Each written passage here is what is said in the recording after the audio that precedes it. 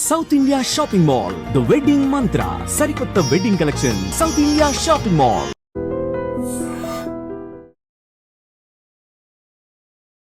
నమస్తే, welcome back to IT media. నేను మీ ఝాన్సీ. సో ప్రస్తుతం మనతో ఉన్నారు AMFI registered mutual fund distributor PS Chandrasekhar గారు. మనందరం కూడా ఇన్వెస్ట్మెంట్ చేయాలి అనుకుంటాం. అంటే 2 కేటగిరీస్గా తీసుకుంటే బ్యాచులర్ వర్సెస్ కపుల్స్ అనమాట. వాళ్ళ వే ఆఫ్ ప్లానింగ్ ఎలా ఉంటుంది, ఎలాంటి సర్కమ్స్టాన్సెస్ ఇన్వాల్వ్ అయి ఉంటాయి, మ్యూచువల్ ఫండ్స్లో పెట్టాలి అన్నప్పుడు కపుల్స్ ఎలా ప్లాన్ చేసుకోవచ్చు, బ్యాచులర్స్ ఎలా ప్లాన్ చేసుకోవచ్చు, ఈ విషయం గురించి తెలుసుకుందాం. నమస్తే సార్. నమస్తే అండి. సో చాలామంది ఎప్పటికప్పుడు ఇన్వెస్ట్మెంట్ చేద్దాము మ్యూచువల్ ఫండ్స్లో అనుకుంటూ ఉంటారు. ఏదో ఒక ఖర్చు నెక్స్ట్ మంత్ పోస్ట్పోన్ చేస్తూ ఉంటారు. సో బ్యాచులర్ టైంలో ఇన్వెస్ట్మెంట్కి ప్రాధాన్యత ఏంటి, కపుల్స్గా ఉన్నప్పుడు ఇన్వెస్ట్మెంట్ చేయడం వల్ల వాళ్ళ లైఫ్ ఎలా మారుతుంది, మీ త్రూ ఈరోజు పబ్లిక్కి తెలియజేయండి. ఝాన్సీ గారు, మంచి డిస్కషన్ అండి ఇది. బ్యాచులరు ఎలా, వాళ్ళ థింకింగ్ ఎలాగ ఉంటుంది, ఇన్వెస్ట్మెంట్ స్ట్రాటజీస్ ఎలాగ ఉంటుంది, అదే బ్యాచులర్ మ్యారీడ్ అయిన తర్వాత ఒక కపుల్గా ఎలా ప్లాన్ చేసుకోవాలి, వాళ్ళ థింకింగ్ ఎలా మారుతుంది, దాని గురించి మాట్లాడుతున్నాం. బ్యాచులర్ ఉండేటప్పుడు మేడం జనరల్గా 25 yearsకి వాళ్ళకి జాబ్ వస్తుంది, అర్నింగ్ స్టార్ట్ చేస్తారు. 20+ వచ్చినప్పుడు దే స్టార్ట్ అర్నింగ్. సో అక్కడ ఏంటంటే ఎప్పుడైతే వాళ్ళు సింగిల్గా ఉంటారో వాళ్ళు డిసిషన్ మేకింగ్ అనేది చాలా క్లియర్గా ఉంటుంది, ఇదే ఉండదు. సో అన్లెస్ అంటిల్ వాళ్ళకి ఏదైనా ఫ్యామిలీ రెస్పాన్సిబిలిటీస్ ఏదో ఉంటే అది ఒకటి ఫ్యాక్టర్. ఒకవేళ ఏం లేదనుకోండి, ఇలాంటి బ్యాచులర్స్ అంటే ఎప్పుడైతే బ్యాచులర్గా ఉన్నారో వాళ్ళ స్టార్టింగ్ ఏజ్లో వాళ్ళకి చాలా రిస్క్ టాలరెన్స్ అనేది చాలా ఎక్కువ ఉంటుంది. So they can take risk and invest. ఎందుకంటే వాళ్ళకి సమయం ఉంటుంది, వాళ్ళకి ఎర్నింగ్ క్యాపబిలిటీ ఉంటుంది, ఆప్షన్స్ ఎక్కువ ఉంటాయి, రైట్? సో ఈ విధంగా ప్రతి ఒక్క బ్యాచులరు ఇన్వెస్ట్మెంట్స్ అనేది చేసుకోవాలి. ఈ రిస్క్ టాలరెన్స్ ఎక్కువ ఉంటుందని చెప్పాను. కొన్ని రిస్క్ టాలరెన్సెస్ ఎక్కడంటే బ్యాచులర్ ఉండేటప్పుడు ఎక్కడ ఎఫెక్ట్ అవుతుందంటే, వాళ్ళు ఒక జాబ్లో చేస్తున్నారు, వాళ్ళకి ఉద్యోగం పోయే ఛాన్సెస్ కానీ ఉండే ఛాన్సెస్ ఉన్నాయి, రైట్? పోయే ఛాన్సెస్, లేకపోతే హెల్త్ బాగోపోయినప్పుడు మళ్ళీ వాళ్ళ ఇన్వెస్ట్మెంట్ స్ట్రాటజీ అనేది మారిపోతుంది, రైట్?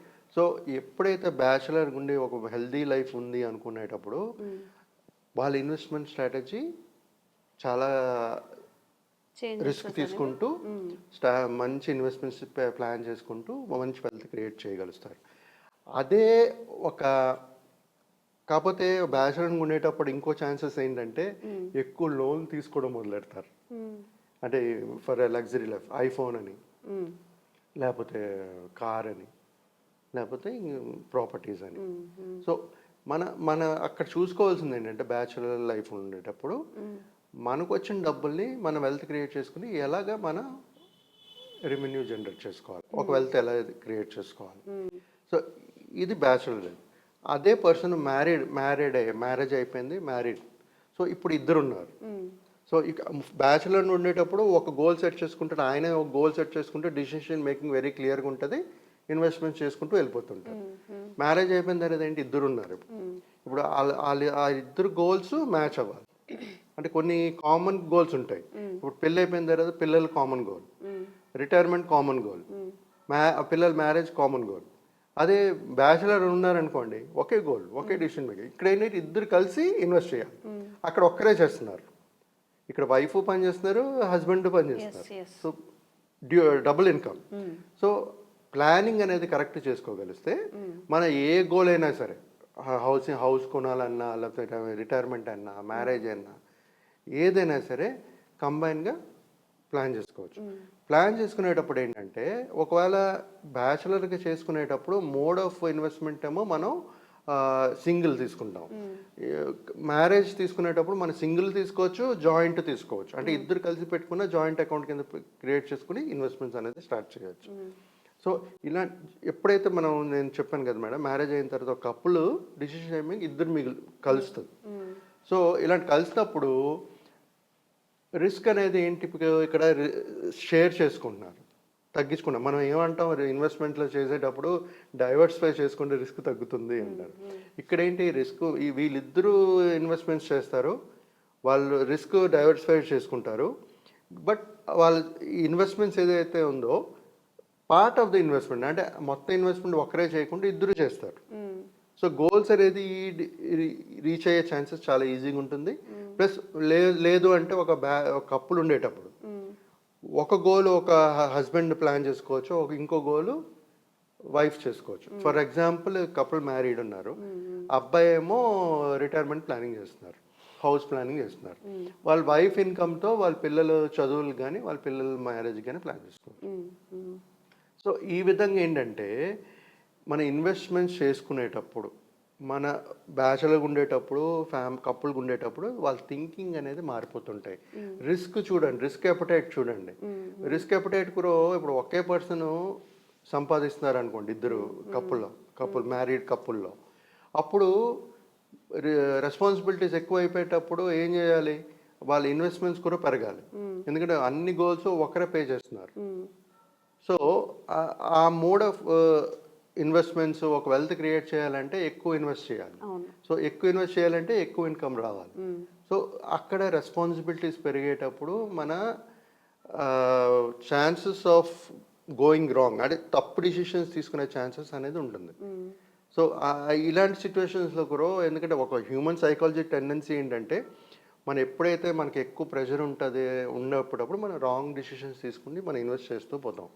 సో ఆ రాంగ్ డిసిషన్స్ మన విజన్కి, మన గోల్కి అలైన్ అవ్వకపోతే సక్సెస్ఫుల్ అవ్వలేం. సో ప్రతి ఒక్కరు నేను చెప్పేది ఏంటంటే, బ్యాచులర్ ఉండేటప్పుడు బ్యాచులర్ థింకింగ్ ఉంటుంది, అప్పుడు ఇన్వెస్ట్మెంట్ చేయండి. రిస్క్ టాలరెన్స్ ఎక్కువ తీసుకోగలుగుతారు, ఇన్వెస్ట్ చేస్తూ పోవాలి.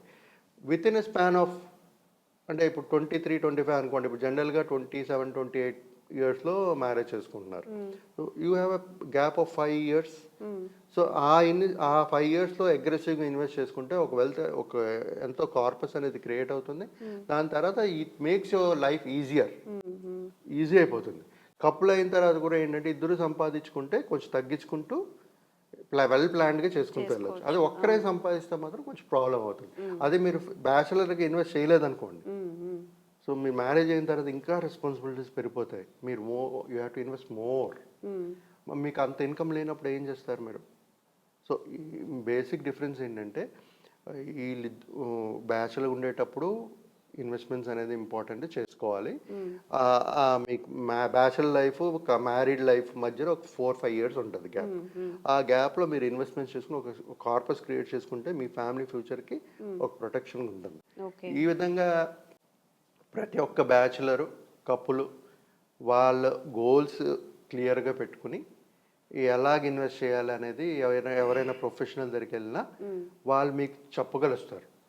ఎక్కడెక్కడ ఎంత చేయాలి, ఎంత పెట్టాలి, మీకు ఎంత అవసరం ఉంటుంది, మీ రిటైర్మెంట్కి ఎంత అవసరం ఉంటుంది, మీ మ్యారేజ్కి ఎంత, మీ పిల్లల మ్యారేజ్కి ఎంత అవసరం ఉంటుంది, మీ పిల్లల ఎడ్యుకేషన్కి ఎంత అవసరం ఉంటుందని చెప్పగలుగుతారు.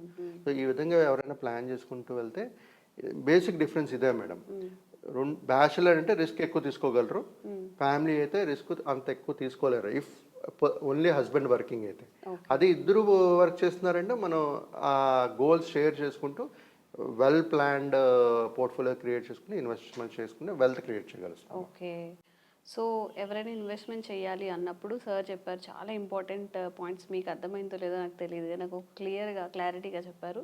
బ్యాచులర్గా ఉన్నప్పుడు మనం ఎలా ప్లాన్ చేసుకోవాలి, కపుల్గా ఉన్నప్పుడు ఎక్కువ ఇన్కమ్తో పాటుగా రెస్పాన్సిబిలిటీస్తో పాటుగా ఇన్వెస్ట్మెంట్ అనేది ఎలా చేసుకోవాలని చెప్పి.